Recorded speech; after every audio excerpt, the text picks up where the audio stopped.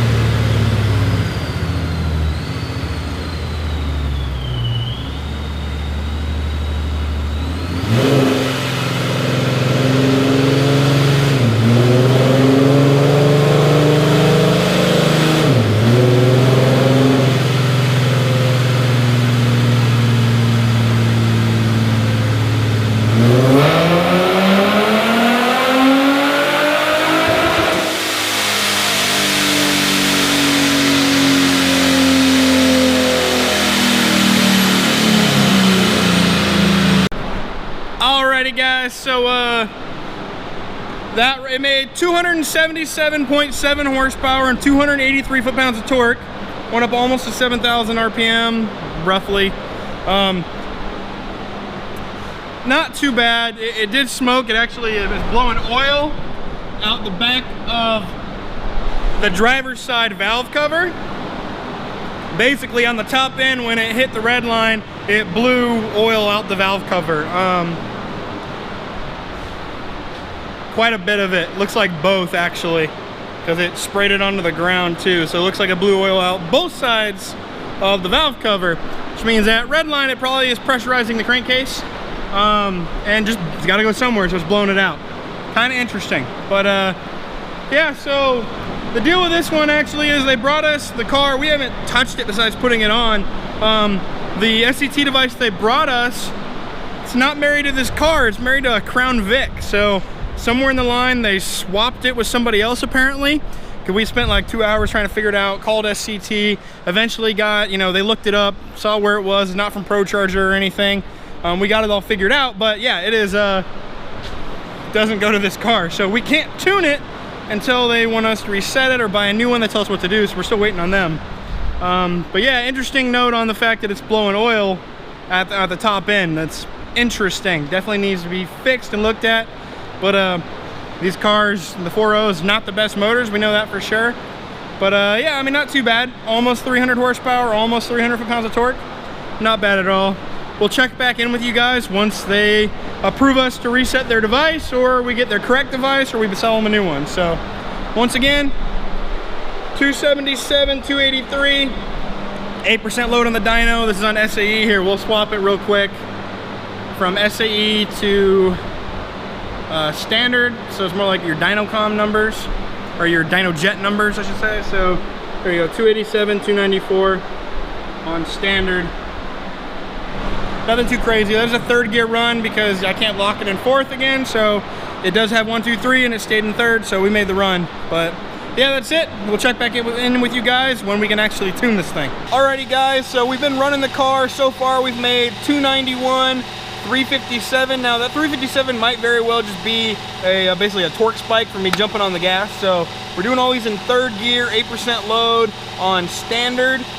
Zach can show you the numbers here in a second, but I think we got our final tune done. We've basically run out of mass airflow, basically frequency limit at this point. So this car actually needs a Diablo MAF extender.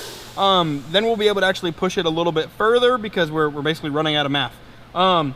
But with that, the car's running pretty good. I just always have to kind of go back and laugh because this thing's boosted. There's thousands of dollars in it, and it's hard to make 300 horsepower in them without a lot of boost because they just don't make anything stock. So this is still going to be pretty fun. Over 300 horsepower, over 300 foot-pounds of torque. It's going to be a way better car than when it came in here. So we're going to make a run right now. We'll see what our finals numbers are. Cross your fingers. Let's do it.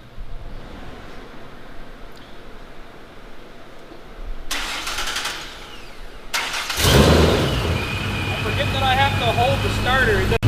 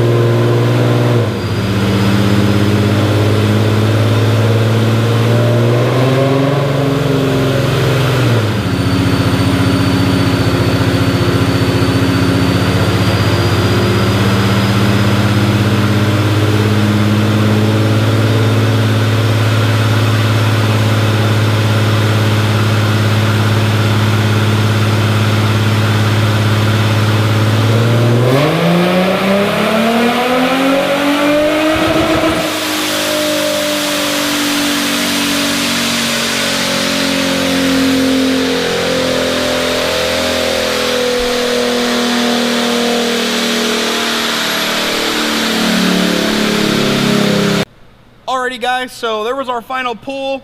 Sounded pretty good to me, felt pretty good in the car. We got rid of that torque spike on the graph. It was just literally from me nailing the throttle at a really low RPM, made it spike. So we're final numbers on standard, 300.2 horsepower, 312 foot-pounds of torque. No changes to the car really much at all besides our tune. And we were able to pick up 13 horsepower and 18 foot-pounds of torque. Once again, we can make more horsepower, but we're literally out of MAF, so we're shutting the car down at a lower RPM, which means lower boost than even the stock tune. And by stock tune, I mean the stock Procharged off-the-shelf tune.